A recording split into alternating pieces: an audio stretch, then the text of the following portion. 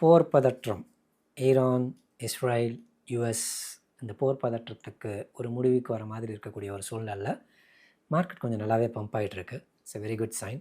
ரொம்ப சந்தோஷமாக இருக்குது. அதே சமயத்தில் don't get carried away. So play cautiously, play very safely. அதுதான் உங்களுக்கு கண்டிப்பாக சொல்லுவேன். பை பண்ணுறதா இருந்தாலும் சரி, ட்ரேட் பண்ணுறதா இருந்தாலும் சரி, ரொம்ப கேர்ஃபுல்லாக ட்ரேட் பண்ணுங்கள், ரொம்ப கேர்ஃபுல்லாக பை பண்ணுங்கள். நான் பை பெருசாக பண்ணல, ட்ரேடிங் மட்டும் ஒரு 5-6 காயின்களில் சில பொசிஷன்ஸ்லாம் ப்ளேஸ் பண்ணி ட்ரேட் பண்ணுறேன். ஃபஸ்ட்டு திங், யூஸ்வலாக வந்து நிறைய அப்ஸ் அண்ட் டவுன்ஸ் இருக்கக்கூடிய ஒரு காயின், வாலட்டாலிட்டி நிறைய இருக்கக்கூடிய ஒரு காயின், ப்ளஸ் லைம் லைட்லேயே இருக்கக்கூடிய ஒரு காயின். அதே மாதிரியே பார்த்தீங்கன்னா எப்போவுமே வந்து நியூஸில் ஏதாவது ஒன்று அடிபட்டுகிட்டே இருக்கும், பிட்அன்ஸார், டிஏஓ. ஸோ இதில் ஐம் ட்ரேடிங். ஸோ ஏன்னா வந்து அது வந்து அப்ஸ் அண்ட் டவுன்ஸ் நிறையா இருக்கும். ஸோ நமக்கு ஒரு $1000 போட்டால் கூட ஒரு $1200 $1100 ஈஸியாக கிடைக்கும். ஒரு $100 to $115 வந்து ஈஸியாக ஒரு 2-3 டேஸில் கிடைக்கும். அதனால் பிட்அன்ஸார் டாவோவில் ட்ரேட் பண்ணலாம். அதை நான் ட்ரேட் பண்ணுறேன். நெக்ஸ்ட்டு ப்ராஜெக்ட் வந்து ஹைப்பர் லிக்விட், ஹைப். ஸோ நிறைய வாலட்டாலிட்டி இருக்கும். இப்போது 6th அன்னைக்கு தான் வந்து, அதாவது இன்னும் 3 நாளைக்கு முன்னாடி தான் வந்து ஆக்சுவலி வந்து அவங்களுடைய அன்லாக்கிங் முடிந்தது. அது ஒரு $35 வரைக்கும் வந்துச்சு. இப்போ 39க்கு இன்றைக்கி பம்ப் பண்ணிவிட்டு இப்போ மறுபடியும் கீழே வந்துட்டுருக்கு. So you can trade on hyper liquid also, hype. ஏன்னா வந்து ஹைப்பில் வந்து நிறைய ரெவென்யூ இருக்குன்னு சொன்னேன். ஸோ ரெவென்யூவை பொறுத்தளவுக்கு டாப் ரெவென்யூஸில் பார்த்தீங்கன்னா 4வது இடத்துல ஹைப்பர் லிக்விட் இருக்குது. மொதல் 2 இடம் உங்களுக்கே தெரியும், டெத்தர், சர்க்கிள். அவங்க ஸ்டேபிள் காயின்ஸ். இந்த 2 பேர் ரெவென்யூக்கு அப்புறம் பார்த்திங்கன்னா யூனிஸ்வாப்பில் கொஞ்சம் நல்ல ரெவென்யூ இருக்கும். 4வதாக பெரிய ரெவென்யூ இருக்கக்கூடிய ஒரு ப்ராஜெக்ட்னு பார்த்திங்கன்னா ஹைப்பர் லிக்விட். அந்த ரெவென்யூ இருக்கனால மார்க்கெட் டவுன் ஆனாலும் சரி, மார்க்கெட் அப் ஆனாலும் சரி, அவங்களுக்கு வர வேண்டிய காசு வந்துகிட்டே இருக்கும். அதனால் அந்த ப்ரைஸை வந்து ஸ்டேபிளாக ஒரே நிலையாக வச்சுருப்பாங்க, அல்லது பம்ப் பண்ணி மேலே கொண்டுட்டு போயிட்டு இருப்பாங்க. ஸோ அதனால தான் நான் ட்ரேட் பண்ணுறதுக்கு அதிகமாக எதை விரும்புவேன்னு பார்த்திங்கன்னா ஹைப்பர் லிக்விடை விரும்புவேன்.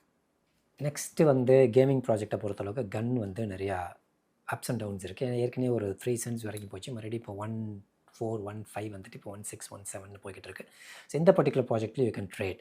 ஏன்னா கன் வந்து கேம் நல்லா இருக்குன்னு சொல்லிட்டு கேம் விளையாடுற எல்லாருமே என்கிட்ட சொல்லியிருக்காங்க. ப்ளஸ் டோக்கனாமிக்ஸ் அப்படி இப்படி இருக்கும், பட் கேம் வந்து இட் இஸ் ரியலி குட்னு சொல்லிட்டு எல்லாருமே சொல்லுவாங்க. ஸோ அதே மாதிரியே பார்த்தீங்கன்னா எவ்ரி மந்த் பார்த்தீங்கன்னா ஒரு 40 to 50% ஏறி தான் இறங்கிட்டு இருக்குது. ஸோ அதனால் என்ன பண்ணணும்னா அதுலேயும் யூ கேன் ட்ரேட்.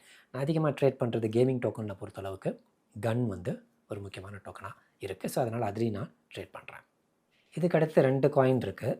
இந்த 2 காயினுமே கொஞ்சம் ரிஸ்கி செக்டர் தான், இருந்தாலும் கொஞ்சம் அமௌண்ட் போட்டு ட்ரேட் பண்ணுறேன். ஃபஸ்ட்டு காயின் வந்து ரிவர். ஏன்னா நிறைய பேர் என்கிட்ட கேட்டுகிட்டே இருப்பாங்க. ஒரு $5 $6 இருக்கும் போதெல்லாம் கேட்டிருக்காங்க. அங்கேருந்து கிட்டத்தட்ட ஒரு $65 வரைக்கும் அது போச்சு. போயிட்டு கீழே மறுபடியும் அப்படியே கீழே வந்துட்டு $8 வரைக்கும் வந்துட்டு இப்போ 10, 9, 11 இந்த டாலரில் ட்ரேட் ஆகிட்டு இருக்குது.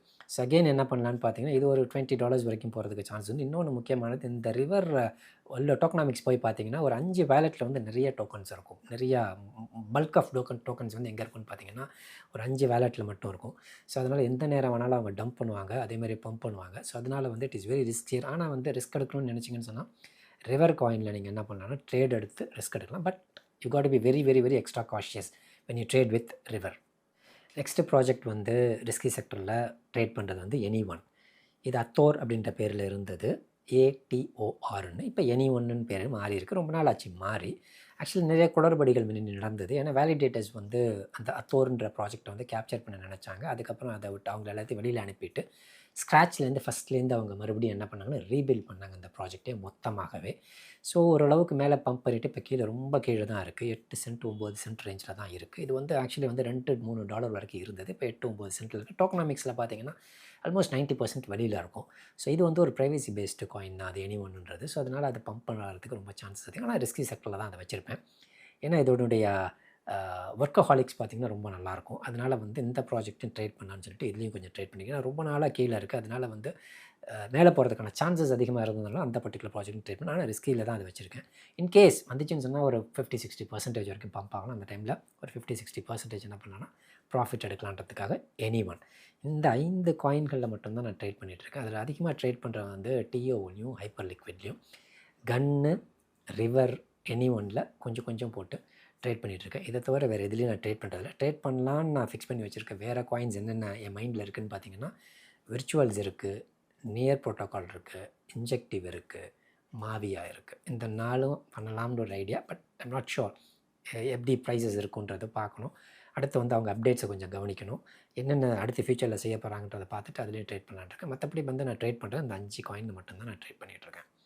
அதே மாதிரி இன்னும் நிறைய பேர் வந்து என்கிட்ட வந்து ஒரு சில ப்ராஜெக்ட்ஸ் பற்றின அப்டேட் கேட்டுகிட்டே இருக்காங்க. என்ன மாதிரி ப்ராஜெக்ட்ஸ்னு பார்த்தீங்கன்னா, ரியோ பற்றின அப்டேட் வேணும்ன்ட்டு, நாக்கா பற்றின அப்டேட் வேணும்ன்ட்டு, மாவியா பற்றின அப்டேட் வேணும்னு சொல்லிட்டு, கண்டிப்பாக நாளைக்கு நாளன்னைக்கு இந்த அப்டேட்ஸ் எல்லாமே உங்களுக்கு தெளிவாக கொடுத்துருவேன். ஏன்னா வந்து அதுக்குள்ளே என்ன நடக்குதுன்றது நமக்கு தெரியணும். ரியோவில் என்ன நடக்குது, மாவியாவில் என்ன நடக்குது, நாக்கால என்ன நடக்குது, ஏதாவது புதிய அப்டேட்ஸ் இருக்கா, ஏதாவது புதிய பார்ட்னர்ஷிப்ஸ் இருக்கா, ஏதாவது புதிய டெக்னாலஜிக்கல் அப்கிரேடேஷன்ஸ் எதுவும் பண்ணியிருக்காங்களா, இல்லை வேறு எதுவும் விஷயங்கள் உள்ள எதுவும் நடக்குதான்றதை ரொம்ப தெளிவாக உங்களுக்கு அப்டேட் பண்ணிடுறேன் இன்னும் 2-3 டேஸில். அது வரைக்கும் பாய் ஃப்ரம் புகழ்.